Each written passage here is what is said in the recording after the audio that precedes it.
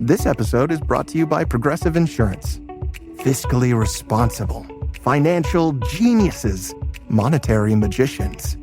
These are things people say about drivers who switch their car insurance to Progressive and save hundreds. Visit progressive.com to see if you could save. Progressive Casualty Insurance Company and Affiliates. Potential savings will vary, not available in all states or situations.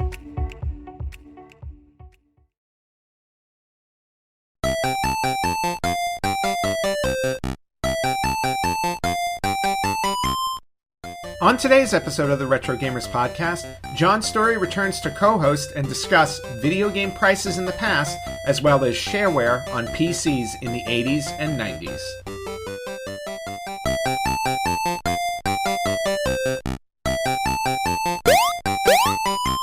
Hello, everyone, and welcome back to the Retro Gamers Podcast, episode 413. Anthony here, and rejoining me this episode is John. John, welcome back. Hey, thanks for having me.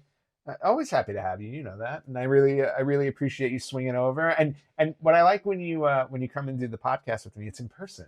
We actually get to sit next to each other and talk, which I don't get to do all the time. It's nice to actually be in the same space, I think. Yeah, as long as you got your 18 inches, right? That's that true. Whole personal space thing. Well, that is. Well, you're from New York City. Which you're encroaching. You're from New York City, so that's closer, isn't it? Yeah, well, it's closer. It doesn't mean you're gonna like it. That's true. Wow. Okay. But anyway, welcome back. You've encroached my space already. We're already too close. I'm sorry. No, get back in frame.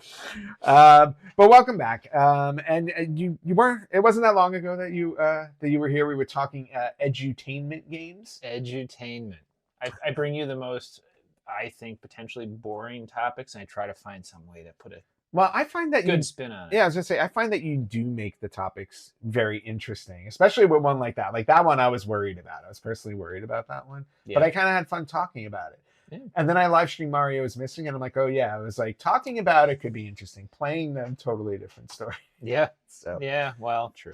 Yeah. Sometimes our memories of the past are better. Always better than actually what they are if you try the game out today or the experience out. Absolutely. And I highly recommend not playing Mario's Missing, by the way. I've ruined so many memories of 80s television shows I grew up with. I thought were amazing, and I've gone back and watched, and wow, they do not hold up, most of them. Not only that, but when you're younger, you don't realize the formula to those shows. At least I didn't when I was a kid, and now as a grown up, like you can watch one episode of Three's Company. You can watch one episode of Perfect Strangers. They all do the same exact beat. Over and over and over again. Same beat, a lot of the same threats. Like as a kid, I would have sworn that I would have died by killer bees or like a refrigerator. What was the big one? They always had someone falling into the quicksand. Yes, the quicksand. Yes, you don't see quicksand anymore. There's no more. Yeah, as an environmental threat. No, it's not. There's so many other environmental threats now. Now it's like cyberbullying and things like that. Like I guess in some ways it's a lot worse. Yeah, I was gonna say you find an equivalent, right? It's true. As time goes on. Sorry, way off topic. Okay, way off topic. Getting back to video games. So before we get into our topic for today, John, normally I ask people that join the show like what have they been playing, but it's I think a more interesting conversation to have is what have you been buying? Because I know you buy a lot of stuff for your collection. I do. I've gotten a number of. So this is actually something I got that's very interesting. I have a lot of original Macintosh computers, like the Macintosh Plus, the SE.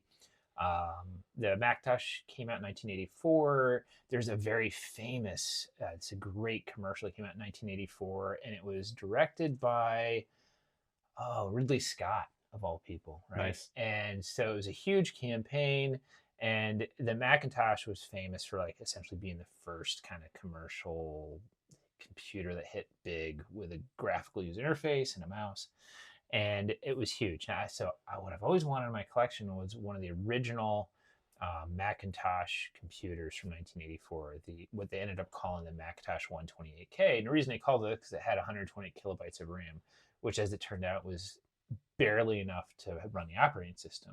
So it was a pretty crippled computer when it sold. It didn't necessarily sell in huge numbers. However, I picked one up locally for like $100.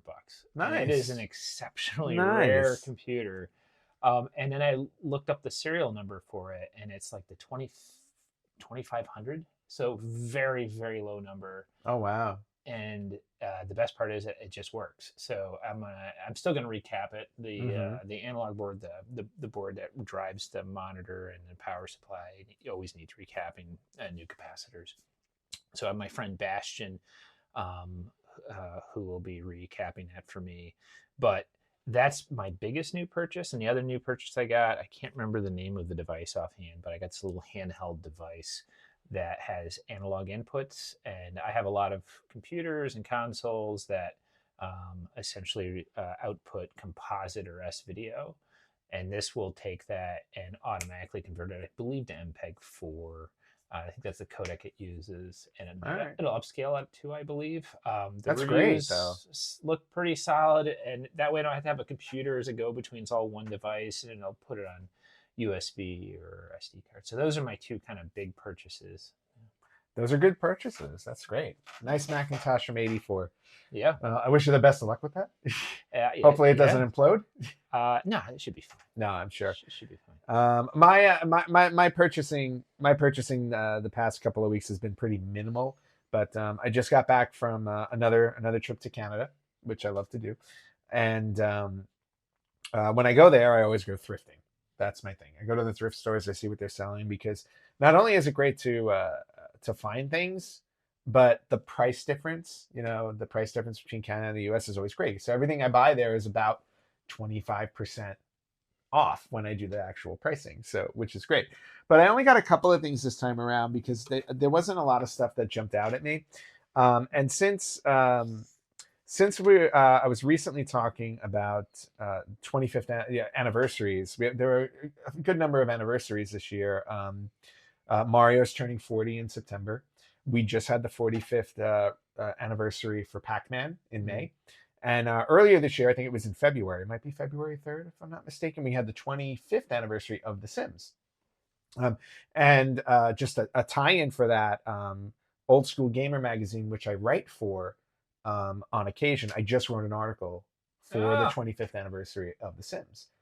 So, Okay. And that'll be coming out in the next issue. I think it's July, if not it's August. I'm not 100% sure when it's coming. Is this digital and in print? It's digital and print, yeah. Okay. So like I have some of the print. I actually signed up for it before I started writing for them, but I get the print copies because I just love having the actual print copies, which is great. But my subscription includes the digital version as well. But you can just sign up for the digital version. But when I was at the thrift store, I had to pick these up because it was, in my head now it's been all about The Sims, but they had the Live in Large expansion pack. And I got all these I got this for like $3. $3 American, which is great. So I got the Sims Live in Large, and I got the Sims Make and Magic expansion pack. I believe I have the original, like the actual Sims game. So if I throw all of that on my nice little PC back here, I can actually play them all. And I don't know if you remember, like the discs here, like at a certain point for PC, because it used to take so many discs to like install something, they have like these thicker, longer ones in case like you need. I think this was set up for like 4 discs if you needed it. But like Making Magic was actually a 2-disc expansion. They were reluctant to sell games on DVD for a while when they were still selling physical media, because for a long time people had just CD-ROMs in their computers. Yes. Oh yeah, that's right. I remember. So I got the 2 Sims packs, and then I saw this sitting there, and I just had to add it to my collection. I grabbed Diablo 3. They had Diablo 3 just sitting there. I played through that on my PS3, and it was an enjoyable game. I know some people didn't like 3. I enjoyed it. Yeah. I think I bought 3. Oddly enough, I think I bought 3 around the time 4 came out, because my friends were all getting 4, but they said, like, I've never played a real Diablo game. I really haven't. Really? So no, I don't know. It was one of those ones that kind of slipped by me. The first 2 are on a PC, very, very. Yeah, but you know why? Because I was playing Baldur's Gate, instead of Diablo. That's where my focus was on my PC. I did spend a lot more time on Baldur's Gate. Yeah. Yeah. So I saw Diablo 3 sitting there, and I just said, you know what, let me grab this. I know it's out on like PS3. I think it's on 360.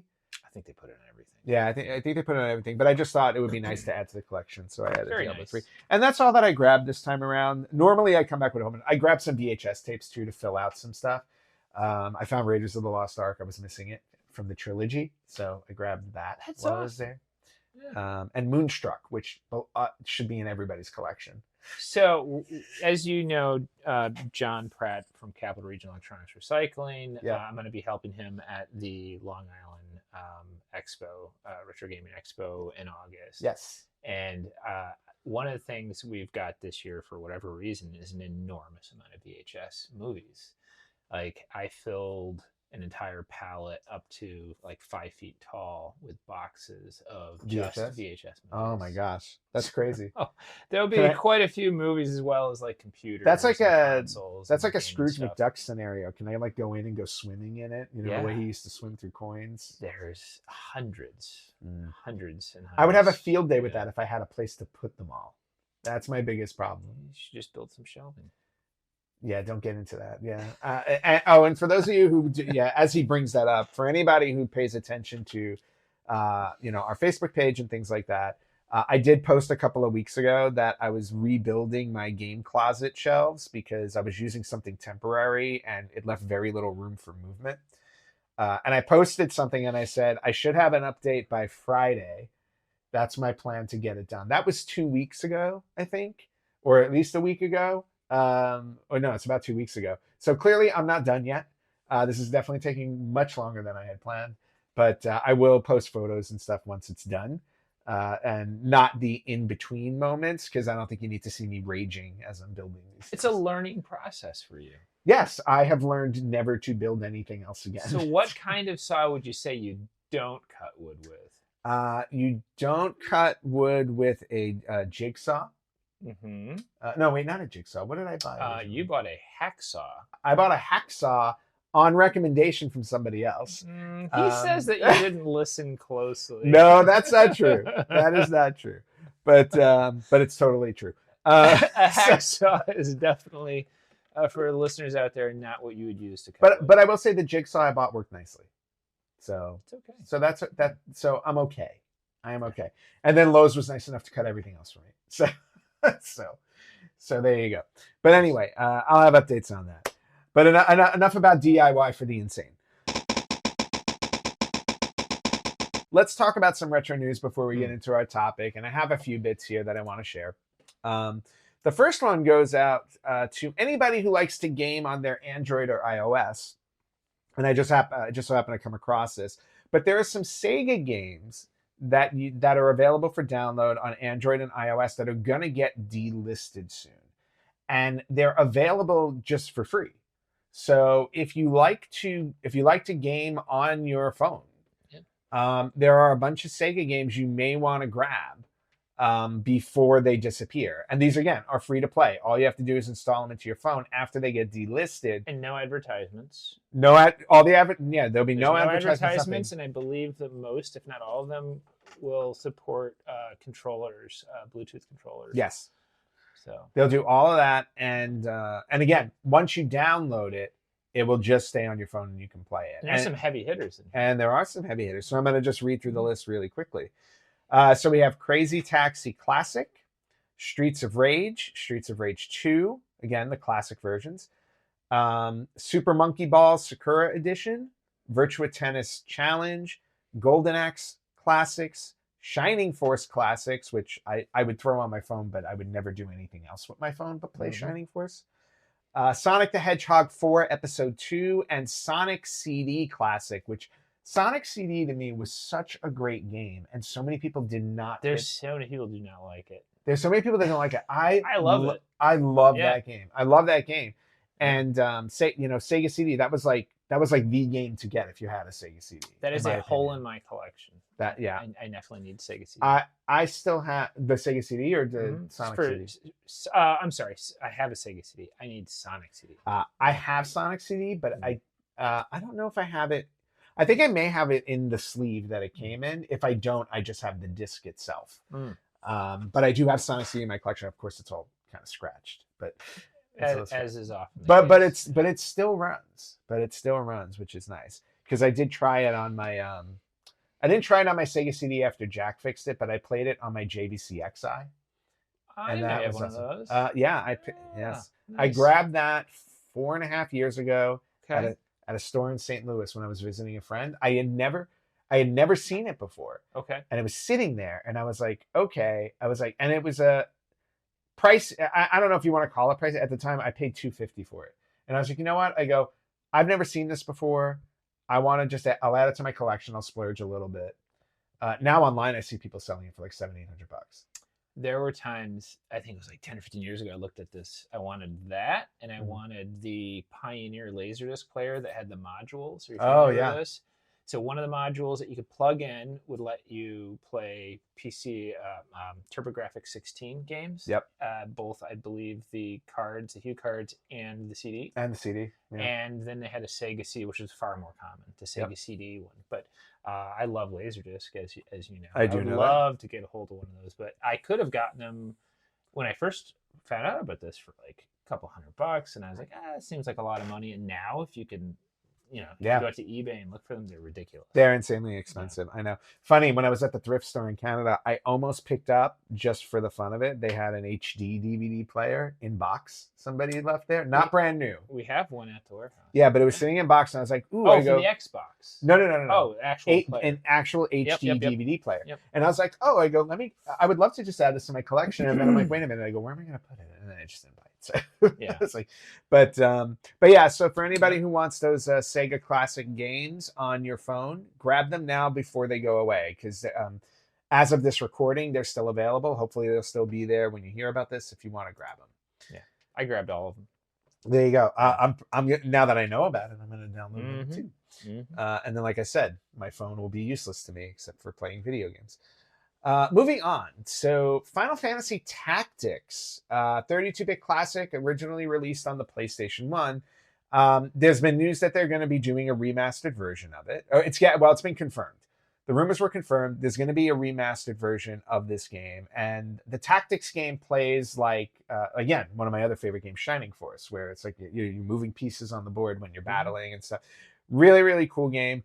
Arguably on many, many, many lists as one of the best games to be released on the PlayStation 1.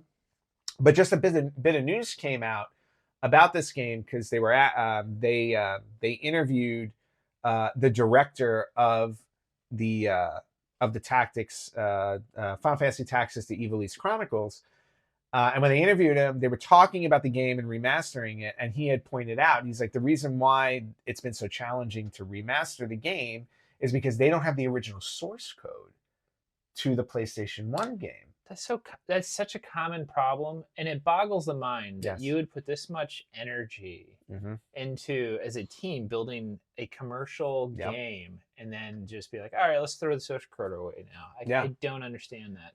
It just never makes sense. Yeah, and it's not unfamiliar though for the times back in the 90s and early 2000s where they just never worried about preserving anything. So it's just like they made the game, they released it, off it goes. They'll never need it again. It's a story as old as time. You hear it over and over. Yeah, you never think of it. We threw away the source code. Yeah, we threw away the source code.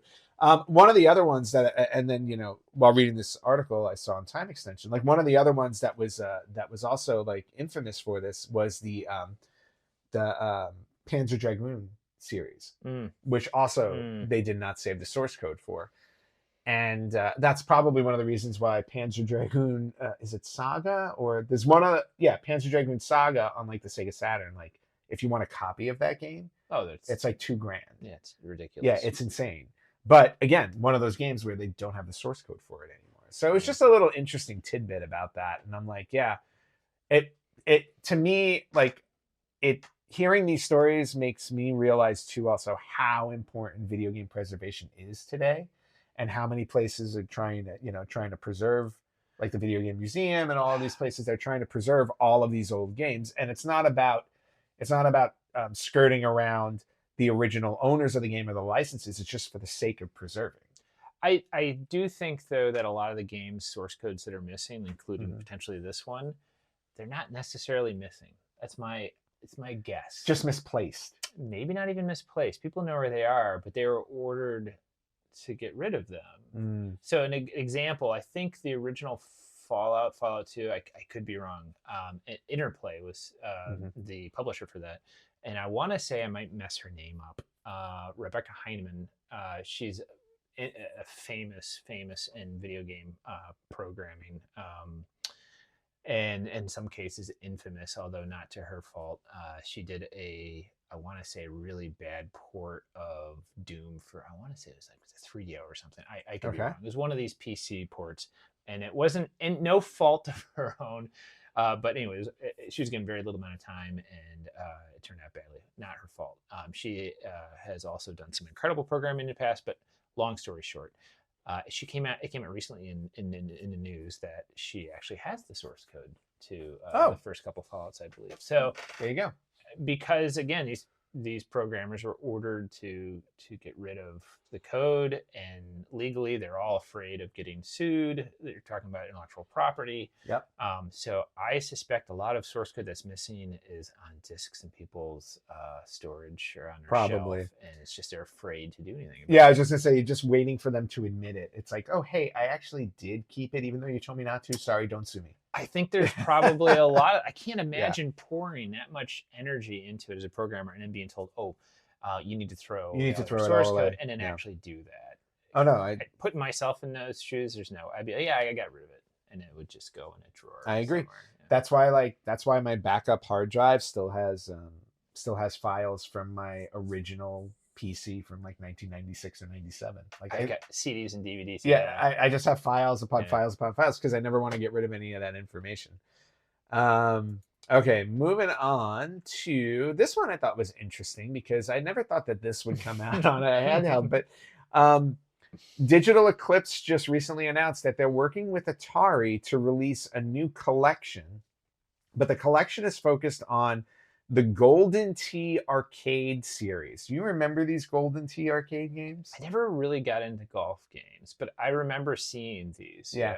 Well, what was always interesting to me about these Golden Tee games is because they had the trackball when you were. They were like bar top a lot of Yeah, times, right? they were bar top, but some of them were full arcades. Yep. But what I always loved about it, they had like the giant trackball. I think that you kind of like that's how you hit the ball. Yeah. And how you hit it, you know. And there were a number of these that came out.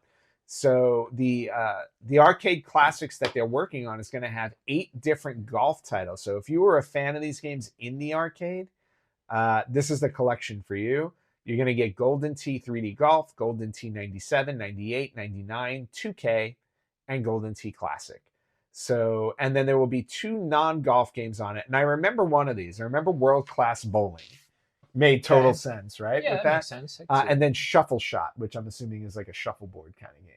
See, as a kid, I would have never played these things, but Yeah. now I think I could potentially get into Golden Tee Golf. Yeah, it's called aging. Yeah, like I could probably get into playing real golf. Yeah, exactly. I, on the other hand, was like 80 years old when I was like 15. Yeah. So because my friends and I, like for some odd reason, we were obsessed with PGA Tour 3 on the Sega Genesis, and we played it nonstop. There's no explanation why we played it. We just really loved playing it. But never wanted to play the real thing. No, well, that's not true. In high school, I tried out for the golf team. Yeah. And we'll leave it at that. Okay. So yeah, no comment. And then this one's a really fun one. I don't know if you saw this, but somebody decided that they were. See this. Yeah, somebody decided that it would be a good idea to take AI, specifically ChatGPT, and put it up against an Atari 2600 game called Video Chess, which was created, over 45 years ago. And somehow ChatGPT lost. So I mean, I just think I'm that's trying hysterical. to put myself in ChatGPT's place, right? Yeah. I never really. I mean, I know the basic rules of chess, but never really played chess, and I'm not confident that I would beat the Atari. Okay. Well, see, my dad taught me how to play chess when I was a kid. Mhm. So I used to play chess video games, and on occasion I would win. So Not Atari, that have you often. played the Atari one? I never played the Atari one. So I don't know if I now can. we need to know if you could beat it. Yeah, I understand that. I go, but you would think that AI would know how to beat a game that came out in Yeah, but 1977. ChatGPT is like, it's great at making up like fake scripts or Yes. art. I'm not necessarily confident that I would think it'd be great at video games. Yeah. Am I crazy here? I don't know. But what's funny about it here is that not only did the Atari beat ChatGPT, but they had the setting on the easiest level of the game. So we were talking about like very like novice, whatever the novice level is in this game, Atari still beat ChatGPT, which is kind of interesting. I'm happy about that. Oh, well, I'm happy about that too. It means Yeah. that the AI Skynet's probably further off than we think. Skynet's further out. We have a little bit of time. A little bit longer. Yeah, I think the minute it beats Atari at virtual chess, we're doomed. Yeah. That's the line now. That's our red line for the AI apocalypse. So hang on to those Atari 2600s. Mm-hmm. Okay, and the last two bits of news I wanted to share are more current news, not retro news. Since my last episode, did not talk about the Nintendo Switch 2 launch. I honestly had my doubts about it because I didn't see anything that really was grasping me outside of Mario Kart World. Like Mario Kart World looks really, really fun, but it wasn't enough for me to run out and grab a Switch 2. And I still haven't bought a Switch 2 yet. However, a lot of people ran out and bought a Switch 2. So in the first 4 days, 3.5 million Switch 2 units sold in the first 4 days. Now we're a couple of weeks past that. So it's doing solid sales. But the interesting thing about this, and this is specifically to Japan, that the Switch 2 has already outsold the PS5 Pro, the Xbox Series X and S, their lifetime sales combined. Wait. The Xbox Series X hasn't sold 3 million units? In Japan. In Japan. I'm talking specifically in Japan. And to be honest, like, I mean, Xbox never does well. Like Microsoft doesn't sell well in Japan. I get it. But the fact that all three of those combined it's just an interesting statement 2 weeks into the Switch 2 sales. Now, granted, I thought the Switch 2 was going to do okay. I didn't think it was going to do as well as it has done. Mm-hmm. And it's just going to continue from there. I'm still hesitant about it just because of the fact that you don't get the physical game anymore. Wait, what do you mean you don't get the physical game? There's no cartridge slot? There's a cartridge slot, but the cartridge doesn't. It's like I think they call it like a key card. It's like it gives you access to the game. It doesn't give you the game on the cartridge. I hate everything about this. Yeah, I don't like it either. This is terrible. Yeah. So this is the beginning of the end. Yeah, and in your game. Yeah, and Nintendo has already said that if anybody tries to, that they can monitor your Switch 2, and if you try to, they already shut down our device. Yeah, if you try to adjust the device, like they will brick it on you. So yeah, again, it's one of those things. Like I'm not comfortable with any of this stuff. I really am not right now, which is why I didn't pull the trigger. Eventually, I'm sure I will add a Switch 2 to my collection, but I need a new Mario platformer, or I think I need a new Zelda game before I run out and grab it. I really don't like losing physical media. Same. I know you were looking at Xbox, and we're still trying to kind of figure out if the next version of Xbox is going to be multi-tiered. Is it going to include a console and a handheld? The ROG Ally that they just announced. It's a stepping stone. It's kind of it seems like it's going to be an in between, but it's a stepping stone. Link wants to join the podcast. So hey buddy, maybe they'll hear you purr. But yeah, like the Ally is going to be like a handheld Windows run. It's basically their answer to the Switch right now, between the Switch, the PS Portal, and the all these other. But the only Xbox games that'll play on it are games that are also Xbox and PC. There's a PC version. There has to be a PC version. Probably I don't know what percentage, a lot of Oh no, Xbox I mean, games. and that's the biggest problem with it. I mean, Yeah. it's gonna be a limited library for Xbox games, but a lot of Xbox games are available on PC now. It's basically, from the looks of it, a competitor more so to the Steam Deck, Yes, and that's what I think with too. offering a few Xbox games. But here's the thing: those Xbox games are probably also on Steam. Would be my guess. Oh yeah, wouldn't surprise me. Except for maybe some first-party Microsoft stuff. I'm waiting for them. Like, I don't know what's going on with Halo, because Halo was their bread and butter, and Yeah. like they've been just like that. Halo series is just non-existent now. That is kind of weird, but Yeah, I find that Microsoft very, very has weird. a habit of just ruining IPs. They've bought so much, and That's they true. just let it go to nowhere. Yeah, but to me, Halo is the most egregious because Halo put them on the map. True. Like, Halo literally put the Xbox on the map way back when. I mean, a my lesser game, but also I think equally important early in Microsoft's development in the console realm was Fable. Fable. Right? I have all 3 of them and haven't played them yet. And oh really? Yes, Oh, I have them all. that's surprising. I know. Yeah. I missed it at the time. I was playing a lot of wrestling games on the PS2 back then. Okay. Because I missed out on all my GameCube games back then too, like Luigi's Mansion and all that. Like, I never played any of those because I was too busy with the PlayStation 2. Interesting. Yeah, it was a weird time.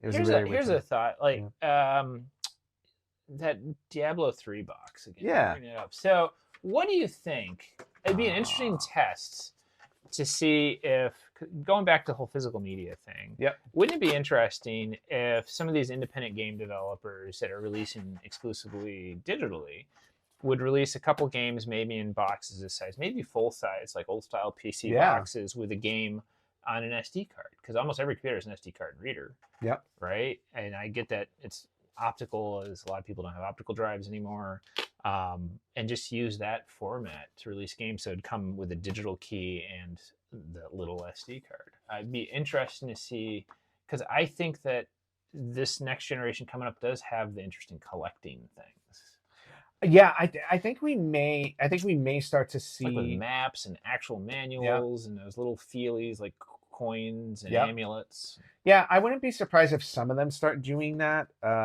because to me, physical is starting to come back with the younger generation. Mm-hmm. But again, it's a cost issue too. You have to think about that. SD cards don't cost hardly anything anymore. No, they don't. No, they don't. But you're talking about putting it out with a box and all the other, and the maps and all the all the printed material. Limited run games, seem to do pretty well. Well, that's what I'm saying. Like places like limited run games and like Digital Eclipse, like I just talked about with Golden Tee. Like I can see not Digital Eclipse, but other sites that do it, like Castlemania game. Yep. Yeah, like there are a lot of sites that do it, but I don't know if there'll ever be like that wide broad appeal that used to exist, because that was the only way you could get a game. Mm-hmm. So it'll probably be like these niche kind of things where it's like, somebody will release like a limited edition, 5,000 copies of this type of thing. Mm-hmm. It happens like what was it that recently came out? Power Rangers Readers Rewind. There was a new like beat 'em up game, and it came out digitally last year, but I think Limited Run was offering a physical copy that still I don't think is out yet. So that's the other thing too. It's they have problems with that. Yeah, that's the other thing too. It's like you can get a digital copy now, or you can wait for the physical one. I think I did that with Teenage Mutant Ninja Turtles when they released the new game for that, Shredder's Revenge. Mm-hmm. I ordered a physical copy. All my friends got the digital one, and they played through it before I ever got my physical copy. But I was very steadfast. It's like, I want the physical copy. Yeah. So, but that's it. Yeah. So timing, the timing would you would have to line up the timing too. Like if you want to release it digitally, you have to be prepared for the physical to be at the same time. Otherwise, it's too easy to just click a button and download a game now. I have one alibi for purchases. Yes. I did. Going back to my friend Bastion, I found on Facebook Marketplace, someone was selling a bunch of big box PC games, probably 100, 150 of them or so. So I have like 2 giant boxes full of big box PC games coming soon. Oh, nearby? Or think they're out towards Oswego, New York. oh, okay, Out that way, Syracuse, maybe all right, somewhere in that direction. that's awesome. Show and tell. Sure. We'll have a show and tell in the future. Yeah. The Retro Gamers Podcast is brought to you by Old School Gamer Magazine. Sign up for as little as $20 per year for 6 issues that include feature articles, interviews with retro programmers, new and old product reviews, and more. If you look carefully, you'll even see an article or two penned by yours truly. You can head over to oldschoolgamermagazine.com/retrogamerspodcast and sign up so they know where you heard about it. Old School Gamer is dedicated to you, the old school retro gamers from the arcades to your home. All right, I think it's time to get into our topic for the day. And this was an interesting one because when I brought it up to you, you kind of took a right turn with it. So I'm going to try and do a hybrid with this.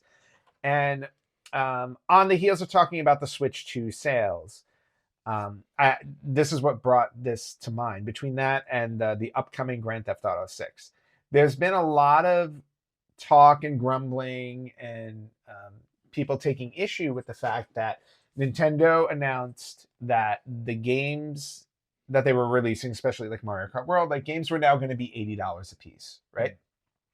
So that's a significant bump from the $60 people are used to paying for their games.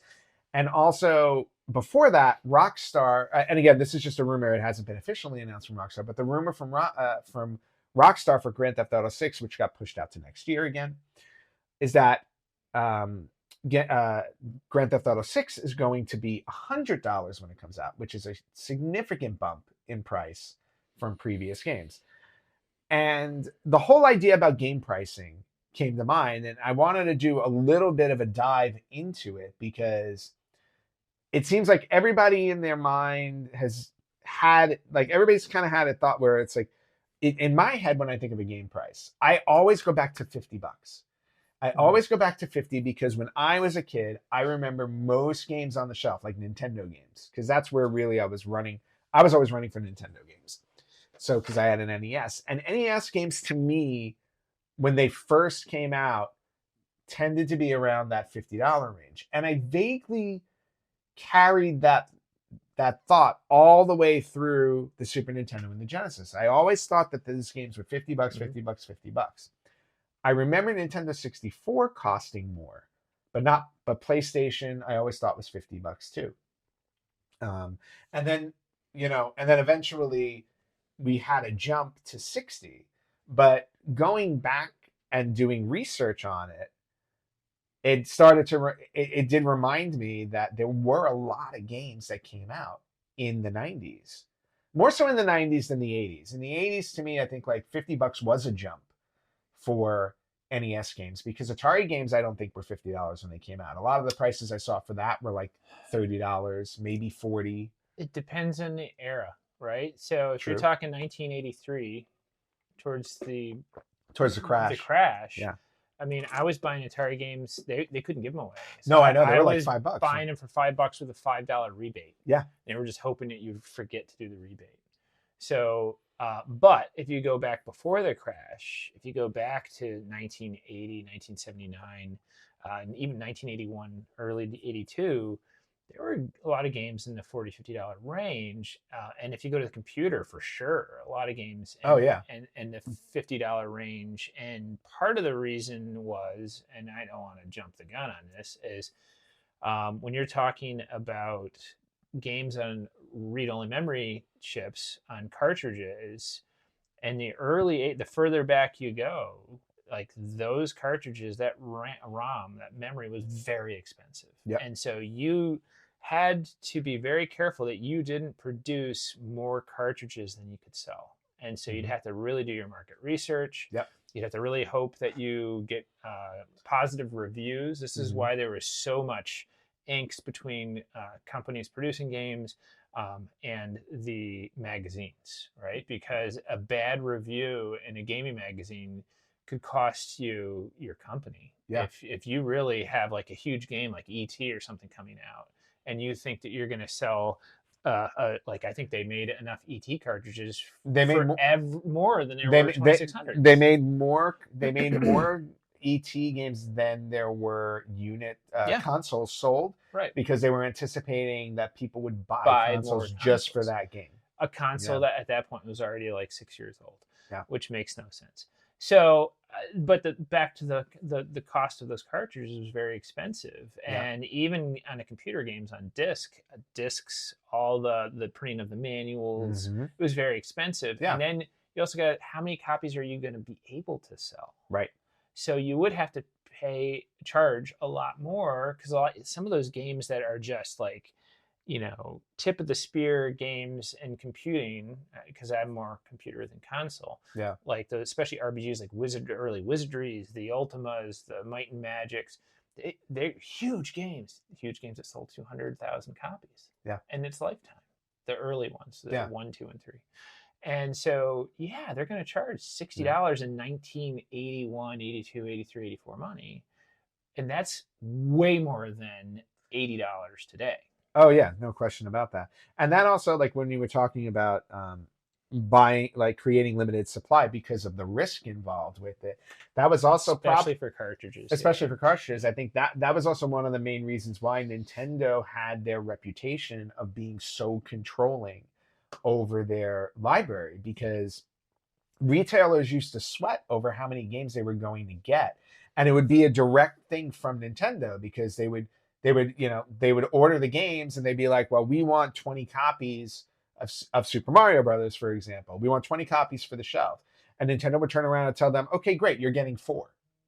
And that's all they would get. Yep. And Nintendo had that stranglehold when the NES came out, because of the damage that the crash did.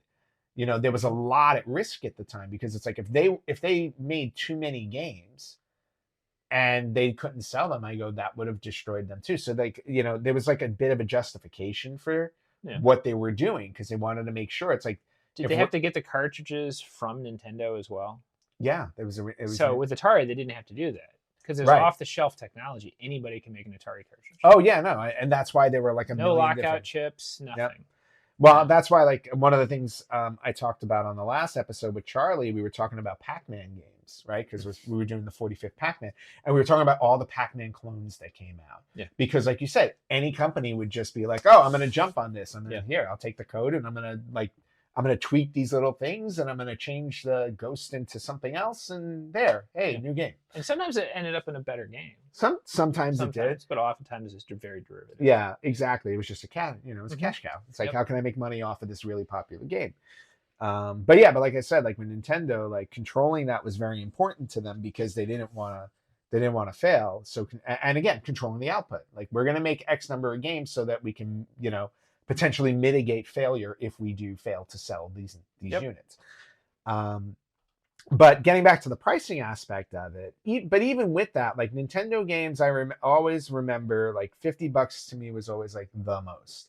It was when the Super Nintendo and the Genesis came out, but more the Super Nintendo, where prices suddenly started jumping. And Genesis and Sega, I think, to stay competitive, I feel like they purposely tried to keep the numbers lower. Mm-hmm. So that they can compete with Nintendo, who at that point, when the Super Nintendo came out, were they were the big, it was their yard. Anybody else trying to get into their yard, like, because they had the lion's share of the video game industry in their pocket, like, because TurboGrafx wasn't really competing. In the U.S. Yeah. The Master System wasn't competing, and video game sales in the U.S. were insane. So everybody wanted a piece of that market. But I did like a little dive to see, what games were costing back then, specifically like starting with the Super Nintendo, because the Super Nintendo, again, in my head, because I was still young, so my parents were buying all of my games. So I just, to me, it didn't matter what the games cost. It mattered to them, because it's like, how much are you going to put out for a game? And there were a lot of games that were in that $50 range, which was still kind of the norm. And there were occasionally some that were less. But then there were some where you looked at them. Perfect example would be like a Street Fighter 2. Like when Street Fighter 2 and Mortal Kombat came out on those systems, they were $70. Yeah.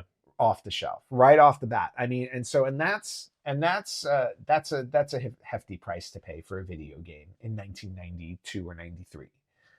And other games like other licensed games like Maximum Carnage, Marvel licensed game, again $70. NBA Jam $65. But then Nintendo's own, my cat's gonna keep jumping up and down on this show. Even Nintendo first party games like Super Metroid was $60 when it came out. They still tacked on an extra $10 to something like that.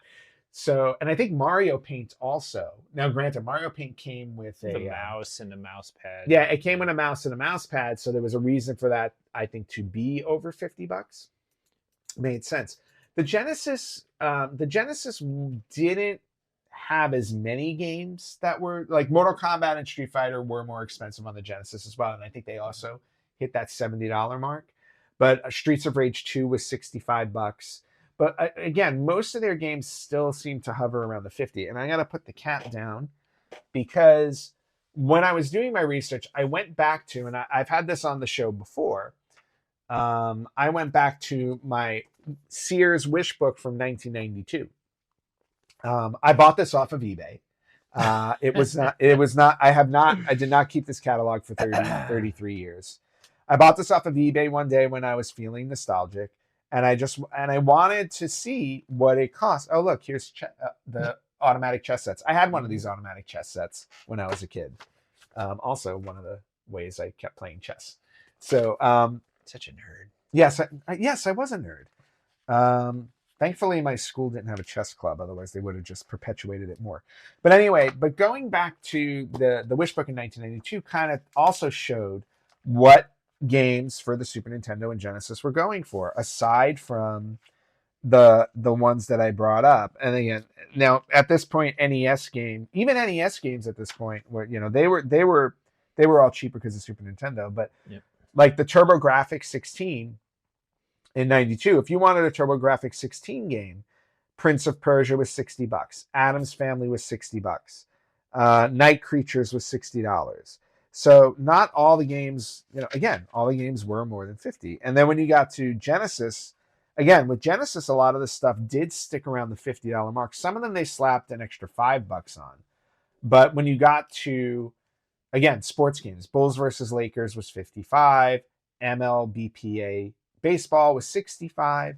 So they were already starting to, charge for the, But you're adjusting for, this is 1992. This is 92. So adjusted for inflation, $60. Yep.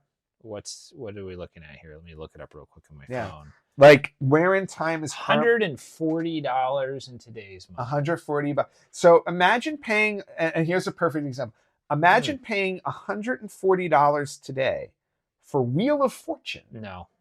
Because it was $60 on the Genesis. And this brings up a $1992. good point that it's easy to look at these prices, and what this isn't showing, and this is the gamer that I was in 1992. Yep. I shopped exclusively out of this box next to the rack. Yep. Where they would put these games in a year or two. Yeah.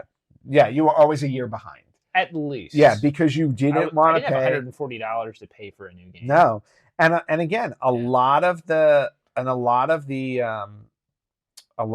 Super Nintendo games were sick. Like looking at this catalog, unless it was just Sears that charged more, which I don't think it was. Yeah. But I can rattle off really quickly: Addams Family, Castlevania 4, Contra 3, Dino City, Paperboy 2, Final. Those were all $60. Final Fantasy 2 was $70. So again, you were paying extra for certain games.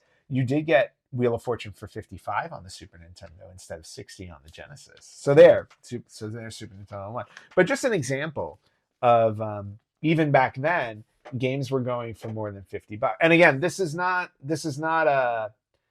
any type of PSA. I should have said this earlier. This isn't any type of PSA to justify the new prices for games, because we'll get to that part of the discussion in a minute, because there's clearly a big difference between 1992 and 2025, and we'll get to that. But when we got to the N64, this is when I think it started to get a little bit crazy, because I remember personally going to get an N64. I got it for my birthday. I was really, really happy to get it. And when I went to get it at the store, I got both launch games with it or two of the launch games at the time. I don't remember if there were more than two. I thought these were the only two, but there might have been more. I can't remember off the top of my head. But I bought Super Mario 64 and I bought Pilot Wings 64.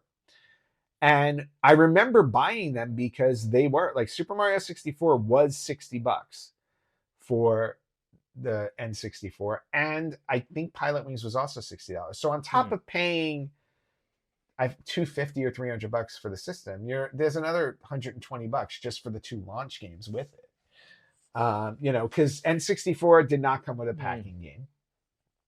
It was just you got the console, and that was another thing too. Like when you would get a console before that, like normally you got a packing game with it. Super Mario World came with Super Nintendo. Super Mario Brothers came with NES. Altered Beast came with Sega Genesis, and then eventually Sonic the Hedgehog. Yeah. Which so Nintendo went into new territory here where they're like, no, you know what? You're gonna buy the game separately because if you want the console, we know you have to buy a game. And they played off of that. But then as other games came out for it, Star Wars Shadow of the Empire, $70. Wave Race 64, $70. GoldenEye, which is, arguably one of the best games ever, made for the N64, $70. So you were never really paying, especially for this N64. I remember that clearly. Like $50 for the N64 for an N64 game was not commonplace. And granted, in '96, obviously adjusted for inflation would be less. But, Right. But I think where the change started to happen with the prices and where we kind of went back for a while on that $50 is with the PlayStation and the Saturn when things became more CD based. Right. Because it cost less to produce them.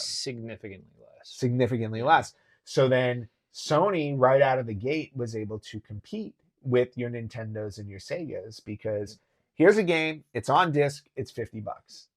Yeah. And Saturn tried to do the same thing, did not do well, unfortunately. But in the US, yes. But Sony hit the mother lode with the PlayStation. And granted, a lot of it always has to do with if you have quality games. But obviously, if they're more affordable, they're more enticing as well.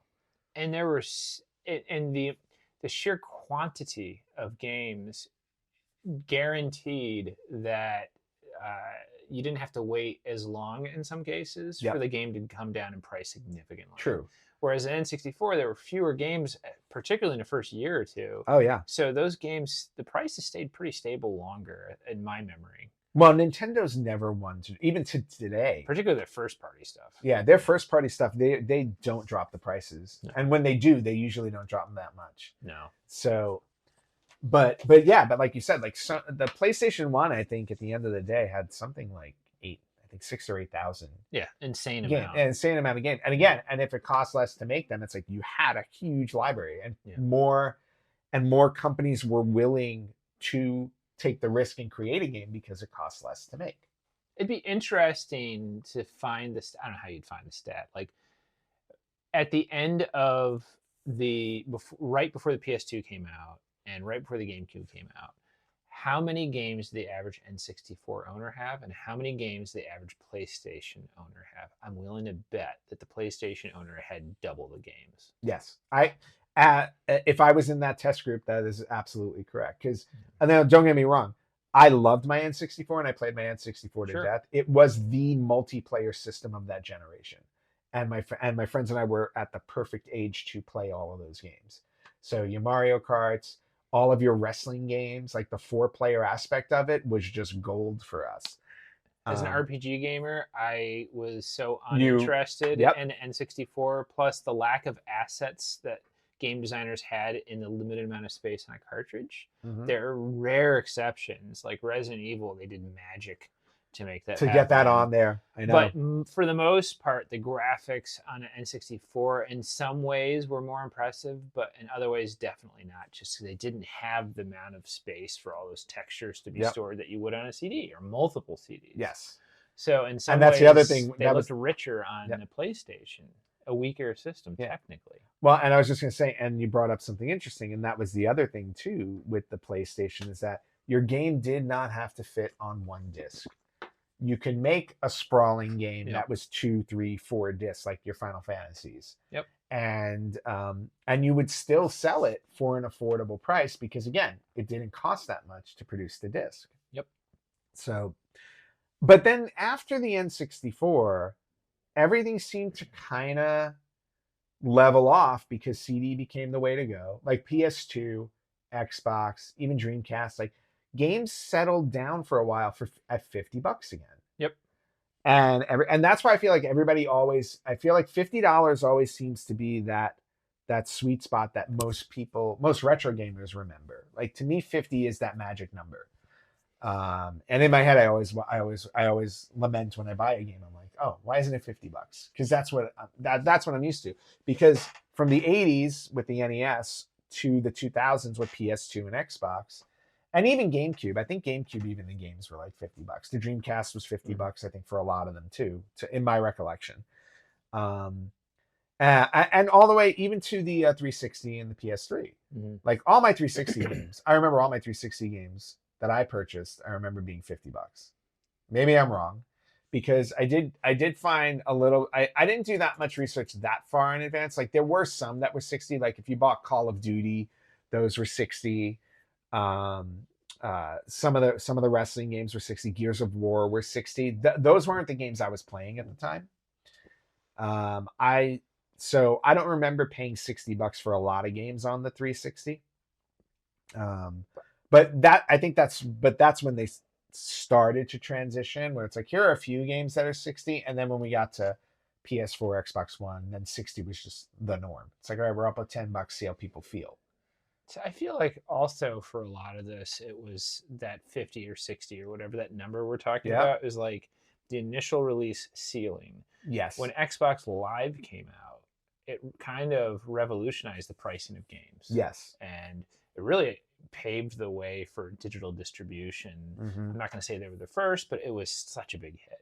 Oh, yeah. So like the idea that to get a engrossing or unique or, like an A+ game requires $60 kind of went out the window. Yeah. Particularly if you didn't have to have the physical copy in your hands. So yeah, I think it was like by the time PS3, Xbox Live came around, 60 is still the norm probably at that point. But there was still, for people on a budget like myself, between the digital distribution and then the flip side of just being the quantity of games that were being released on discs, which were relatively cheap to produce, you didn't have to wait long for that 60 to come down. No, you definitely did not. In fact, and that always became like kind of the sports games were a joke. Oh yeah, wait a year and they're like nothing. I was gonna say that because they kept churning them out every year at that point. Because you want the new roster. Right? Yeah, you want the new. It was all about you were paying another $60 for a new roster. But that also became like the running joke for me for a while too with my friends, because they would all be like, "Oh, you're gonna get this," like any game that came out towards the fall. Mm-hmm. My response would always be, "I'll wait till Black Friday." Because when Black Friday came around, even if the game came out like 3 weeks before Black Friday, there was going to be a sale on it, and it was going to be $10 or $20 cheaper. Yep. And so I would stock up on Black Friday. I would just buy like 10 games on Black Friday because they were all, in a lot of cases, half price or more for some of them. Yep. And it was great. If you could wait. It was all about waiting. It was affordable. Yes. A much more affordable hobby than people remember. Yes. Yeah. But now we get to today, right? We get to today. Mario Kart World is $80, right? And here's where it becomes the issue of, is it worth $80 to buy a game? Now, back when we bought cartridges for $80, there's a big difference, because you got the cartridge, you got the box, you got the manual. Everything was physically done. You owned it. You owned it outright. Hand. Yep. Right. Now, and with the Switch 2, you get it if you buy a physical copy. And this has been happening with the Switch and the PS5 and some games too, where it's like you buy the game, they give you a code, and then you just go online and download it. Same thing with now the Switch 2. You get a key card. The key card gives you access to download it. So you're not getting the physical data anymore. you're just getting access to it online. Yep. Which now, when you compare that to what you used to pay for a game, does it make sense for them to raise the price for a game? Now you're paying $80 just for access to a code that's sitting on a server somewhere. So, Anthony, I think it comes down to supply and demand, right? Yep. Free market capitalism. Nintendo's done the math, and they know what the quality of their new Mario Kart game is. By all accounts, it's very good. They know that people will pay $80, and I'm willing to bet that you won't see it dip below 60 ever. Probably no. I wouldn't doubt that at all. But the idea, the fact that you don't own it is very, very frustrating. Yeah, that's the part that worries me. It's the reason why I've always been, even when Xbox Live and stuff came out, and people were like, "Oh, this is really cool. You can just download the game." I would always be like, "I'm gonna go buy it." Yeah. I don't mind getting up and switching a disc in my game in my console so I can play the game. You're assuming that digital distribution store or Connect Online is always going to be there, that the company was always going to be there. Nintendo will probably always be there. Microsoft might not, or this version of the store might not. And then now you've lost access to this digital only product that you didn't really own if you look at the fine print when you purchased it. Yeah. And it's funny too, because like one of the reasons why, I mean, granted, I collect all my systems. One of the main reasons why I'll never get rid of my Xbox 360 is because on my Xbox 360, I have X-Men the arcade game and the Simpsons arcade game. And those two games, I think I have the Simpsons one. I'm pretty sure I do. But those two games were only released on the 360 console. It may have been PS3, like that era. It was only released on those consoles, and they were never released again. Right. So as long as they live on my console, I will never get rid of that console because I love those games, and it's the only version of it I have for an actual console. I collect vintage consoles like you. I really have a soft spot for the 3DO. That'd be an interesting topic someday. Oh, yeah. And imagine an alternate reality where the 3DO had all done digital distribution somehow in 1993 or whatever it came out in 94. That company is gone. Like you'd have no access to those games. Yeah. Thankfully, it didn't. Everything was released on CDs, and I am happy to play my games today. Slight segue. One of the best versions of Wolfenstein 3D is on the 3D. Is on the 3D. Yeah, 100%. I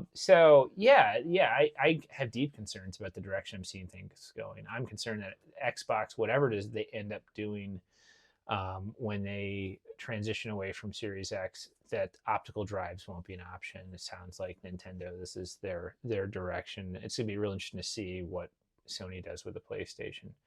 I'm definitely concerned about this. If you're going to charge $80, at least I'd want to know that I have the game forever. Yeah. Well, I remember. I kind of vaguely remember too when the PlayStation 5 was in development. There was talk of it not having.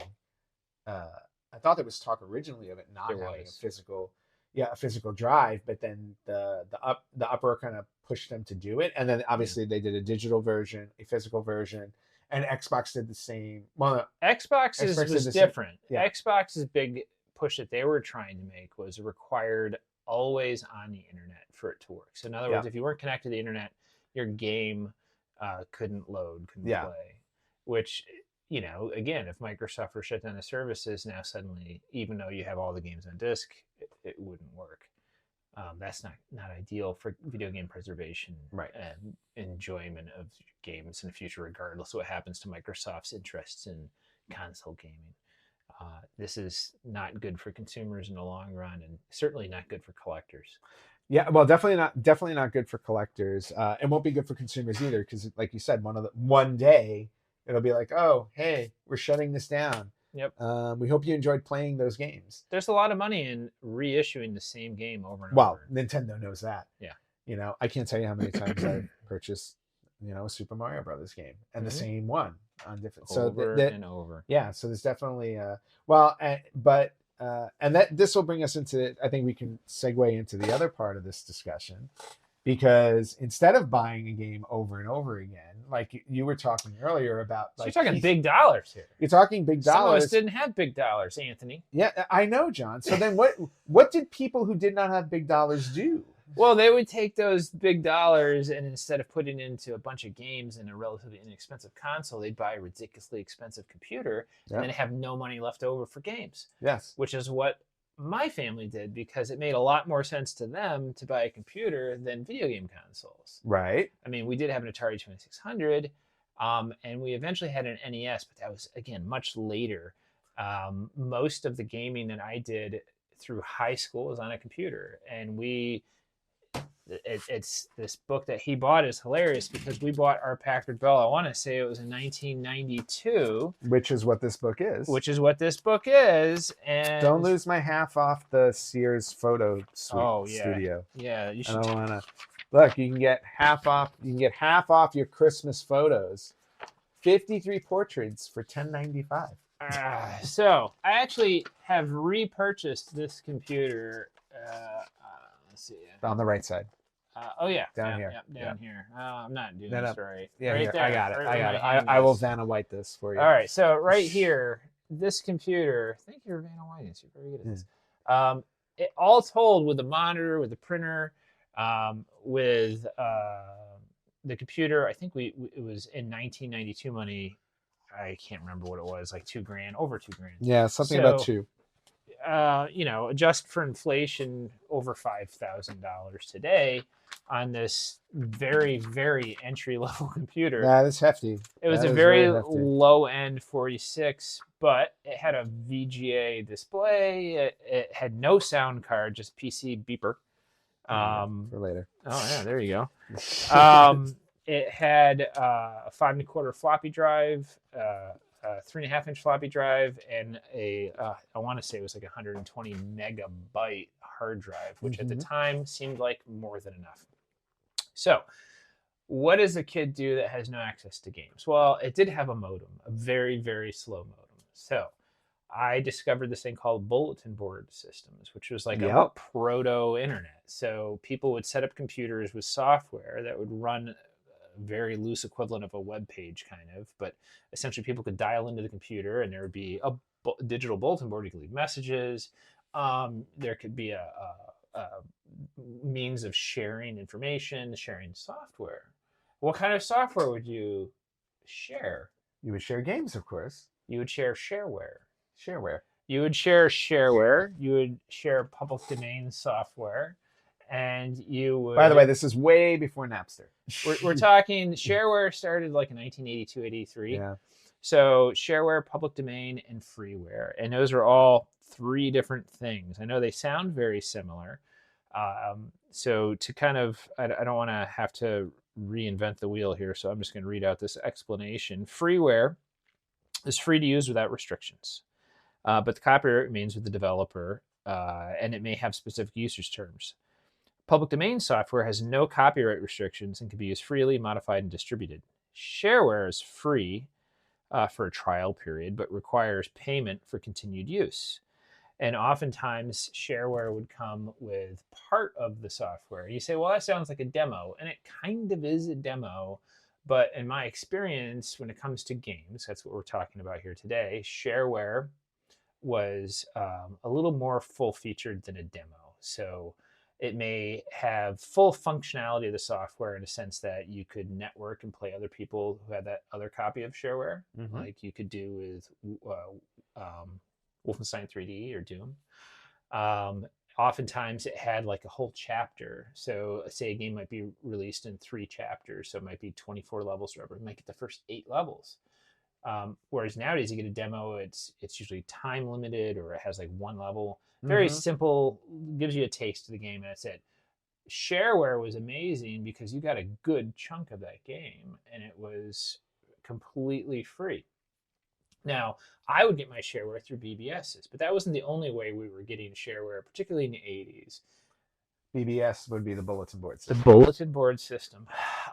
So shareware, freeware, and public domain, and then there's wares, but we won't talk about wares. That's pirated software. There are also BBSs that had pirated software, which I never downloaded. But back to shareware, because that's what we're going to talk about briefly today. For shareware in the 80s, when those games are costing $60, computer games as well. Yes. It was amazing to think that you could get a quality game, particularly as you got into the early 90s with companies like Apogee and Epic. And then even some of the bigger companies like Interplay would release some of their games. Like Descent was a huge hit as a shareware game. Descent was 3D, like completely free in space, like you're the space shooter. You can kind of move around. It was a phenomenal game. One of the first games I played in virtual reality. Oh, nice. I was at a CompUSA and they were selling a virtual reality with shutter glasses, where basically you would see, one eye would see the slightly different image, but it was happening in the refresh rate so fast you didn't realize that's what was happening, and it would give you the effect of 3D. And I remember playing Descent and like peeking over the edge and getting a feeling of vertigo. This was like 1994. It was amazing. That never took off, of course, back then. Now of course not. Kind of took off. But anyway, back to the shareware. There were some big hits that started out on shareware or were very popular in shareware. Sometimes it was a taste of the game. Sometimes it was holiday themed. So you could get the Christmas version of Lemmings, for instance, would be free. I mean, nice. And that's kind of bridging between freeware and shareware. Yeah. But there were versions of Worms and whatnot. And some of these companies started in shareware, like id Software came out of Apogee. So shareware to me, for someone on a budget, was amazing because there were, particularly in certain genres like platformers on the PC, that when VGA graphics first started taking hold, because the PC was, if I'm going to be honest, it was one of the worst gaming platforms. As expensive as they were, that was not an architecture that was intended to play games. It did not push graphics, and really, it was when it got to the 386 level with VGA graphics that they could just essentially brute force. And having 256 colors and the type of graphics that VGA, the way it displayed graphics, other competing computers could not do. So like the Amiga eventually fell off the map because it could not push 3D games like Doom. It just couldn't. The architecture was completely different, the way it drew graphics, and the PC could just brute force with 386s and 46 CPUs. And overnight, the shareware scene blew up a whole new genre of 3D shooters because of Wolfenstein 3D was really kind of the first. But then there was all these Wolfenstein clones that came out, and they were all shareware to start for the most part. Even some of the heavy hitters from Raven Software, like I want to say Heretic. You ever play Heretic? I know Heretic. A lot of fun. Some really high quality games started as shareware, and the PC kind of rode that wave until I want to say the early 2000s. And so when you get this shareware back in the early 90s, if you liked it, there'd be an address or a phone number that you could write in or call. And you get your credit card, your mom's credit card, of course, with her permission. And you'd order the full version. And if you were lucky to get these are pretty uncommon these days. Like this is Duke Nukem 2. Duke Nukem 2 started out as a platformer. Duke Nukem started as a platformer, rather. The second one was a big upgrade from the first one. It had full music and sound effects. And the same producer of Doom's soundtrack did the soundtrack in this. I can't remember his name offhand. Fantastic music, fantastic game. Yeah. Then I'm back open up to back to the Wolfenstein. There were so many Wolfenstein clones when Wolfenstein came out. This was Blake Stone. I just love this. Is just pulling out a good old 3.5-inch floppy disk. Here's your game, right here. Yeah, those discs hold 1.44 megabytes of space. Copyright 1993. Yeah. Alien Carnage. The platformers on the PC were really popular, and when VGA came out on computers, one of the things that always amazed me before I had a computer with VGA, because I'd used computers with CGA, which was like 4 colors, which was the typical, or EGA with 16 colors, all the way up to the late 80s, early 90s. Most people, VGA came out in the late 80s, but most people didn't really have it in a home because it was so expensive till the early 90s. And we could never get good platformers on a PC. It just could not do it. The architecture of the PC was not meant. It didn't have bitmap graphics. It was not meant to be a platforming, pixel pushing machine. It was meant to do office work, right? And so to see anything that was remotely like Super Mario Brothers on a PC was thought impossible. So when those things started showing up in shareware, I was just, and usually from Apogee or Epic Games, my mind was blown. Like Commander Keen was one of the first, and that was John Carmack, I think, from id programmed that, if my memory serves me correctly. And that had smooth scrolling, not screen by screen, which we were accustomed to. You get to the end of the screen and it'd flip to a new screen. You see a new screen. Smooth scrolling, like on a Nintendo. To see that on a PC was mind-blowing. I'm not going to say that Commander Keen was at the same level as Super Mario Brothers, Right. but it was a technological marvel, and it was still, even holds up to this day, is a pretty fun game. And these things all started out as shareware. So even if you were poor, you could still play a ton of. Apogee released dozens. As I say, as long as you could afford the actual expensive computer first. Well, the thing is, a lot of people sacrificed by 92, 93. It was pretty common to have them in a home by then. People bought into this idea that, if you have a kid and you want your kid to amount to anything, and the kid would sell this pretty hard too. Yes. Like I was one of those kids. I need a computer at the home. Yep. I need it. This is to make my future. Right. Yep. And we talked about this in the past. Thanks again, Mom. We convinced our parents. Mom. Yeah. We convinced our parents that this was for our education. Well, see, I got a PC later than you, and my angle for getting one was because I was starting college, and I basically said, I'm like, I am going to need a computer for college. Yeah. And then again, it was still the mid '90s, and like you said, and computers were starting to come down in price a tad. Yeah. But not much. Yep. But even still, I mean, they were super expensive, but it was an investment in the future because it's like, hey. I remember kids around. This is the way things are going. Yep. I was like, I'm not going to sit here and write term papers on a typewriter. Yeah. I'm like, this is what college kids are using now, and that's how I got my computer. Yeah. Well, I mean, going back to shareware, the thing about shareware that was interesting, it wasn't just the makers of the software that were distributing this stuff.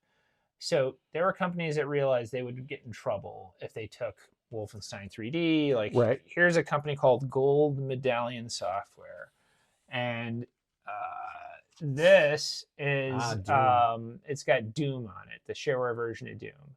Gold Medallion Software has nothing to do with the making of Doom. And what they did is they probably put this in a little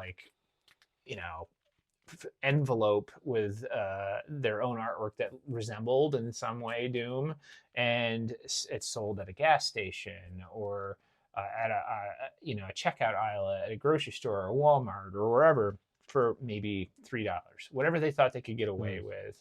And they would have to say on there somewhere that would indicate that this isn't the full version of the game. And on here, sure enough, there would be a way to contact id to get the full version of the game. So they weren't doing anything underhanded per se. They'd make $1, right, for each one of these without having to do anything other than to put the packaging together and distribute it. Almost, it would be almost like the equivalent of demo discs when demo discs started coming out for a game.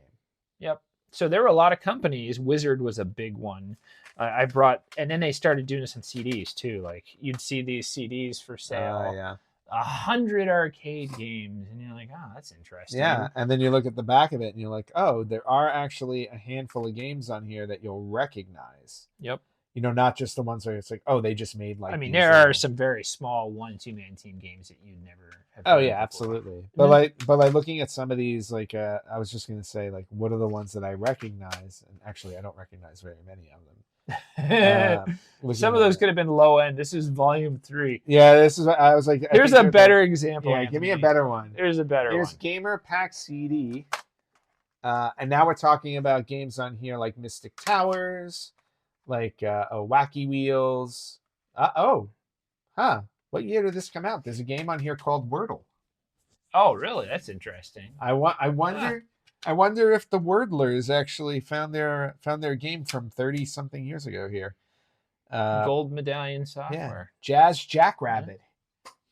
Jazz Jackrabbit was, so we're talking about shareware, obviously the big hitters like Wolfenstein 3D, Yes. Doom, AAA games, right? Yes. Not all shareware games AAA games, but there were some excellent, like Jazz Jackrabbit is the PC's answer to Sonic the Hedgehog. And I'm not going to say it's as good as Sonic the Hedgehog, but I would say objectively it's a B+, if not A- game. It's excellent. It's like an impressive Sonic clone. Yeah. Yeah, and the animation, the little cartoon stuff, very, very good. Yeah. Very high quality. You'd get this CD, like that CD, I'm looking at the list here. Even today, if you threw me in a desert island and gave me this CD, this would give Entertain me... you for a while. Oh, for weeks, months, maybe. Mm-hmm. There's dozens of until you get sick games. of Jazz Jackrabbit. Yeah. I mean... It's pretty neat, but by the late 90s, early 2000s, this kind of started to wane.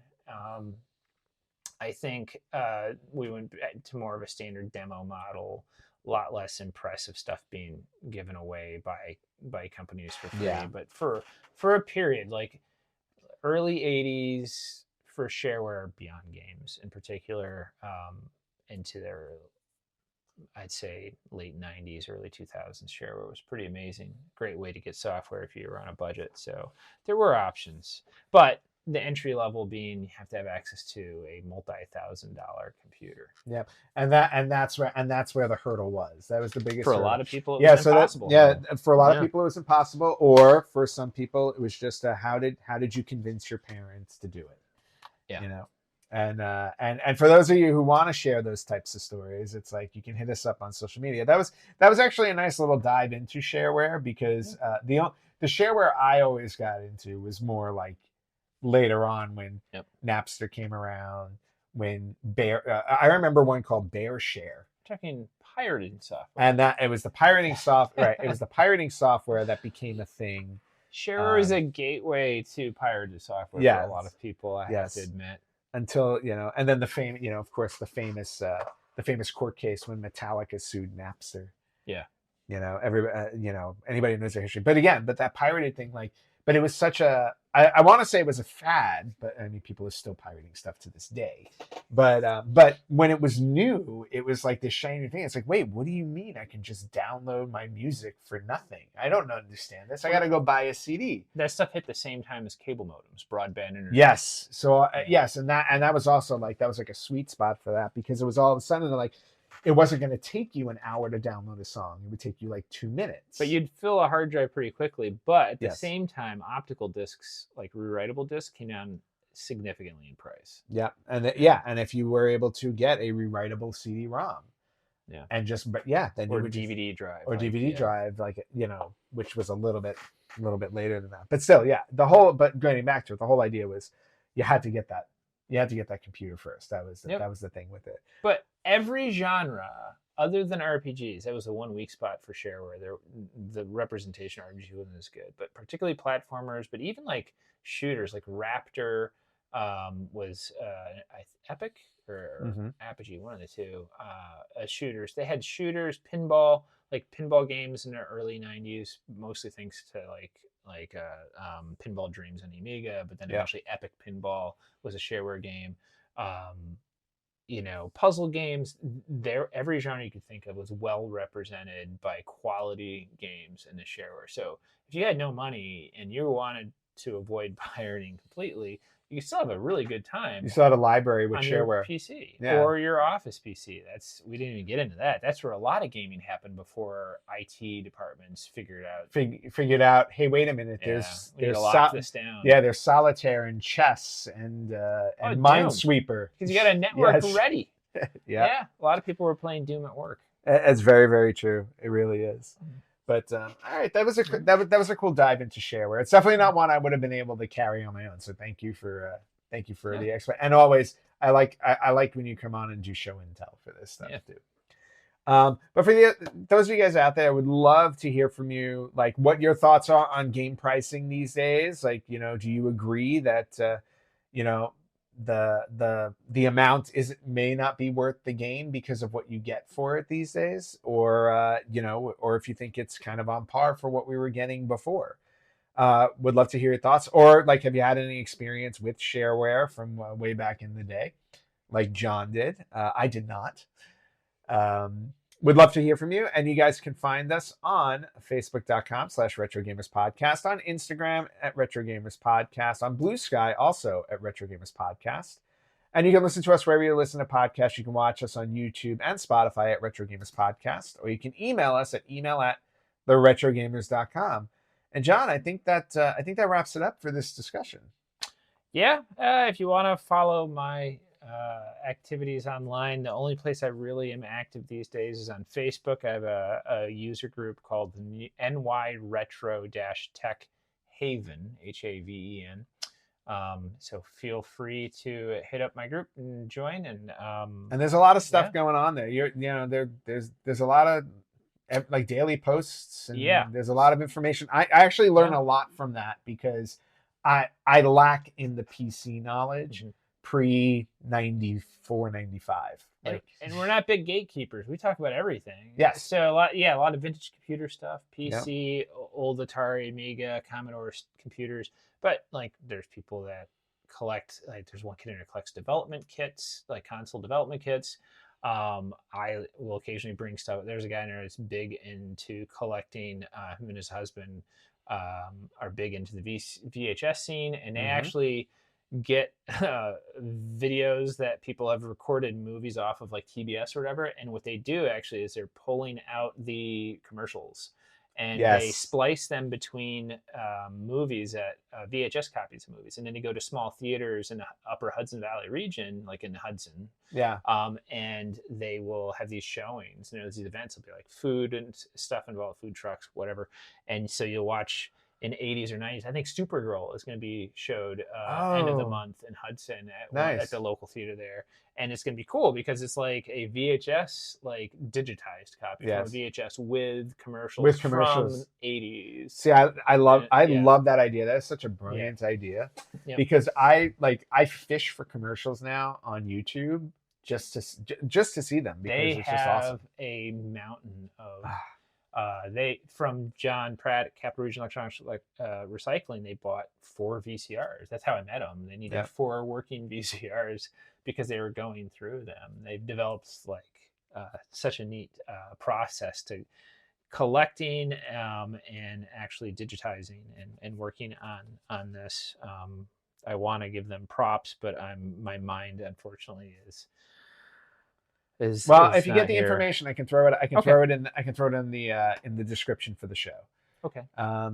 But again, hope you enjoyed this episode.